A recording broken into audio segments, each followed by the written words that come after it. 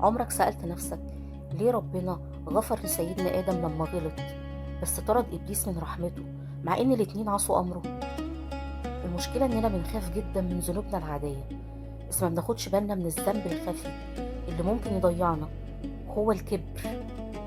إنك تشوف نفسك أحسن من غيرك لأنك بتصلي أو بتصوم. المعصية اللي بتخليك تندم بتفتح لك باب الرحمة، لكن الطاعة اللي بتخليك تتكبر بتقفل قلبك. في كتالوج أمنية بنتعلم إن السر كله في كلمة واحدة: الانكسار. سيدنا آدم لما غلط عن ضعف وشهوة بشرية، وعشان كده رجع واستغفر وانكسر لربنا، فربنا قبله واجتباه. لكن إبليس لما غلط عن كبر وعناد وشاف نفسه أحسن من الكل.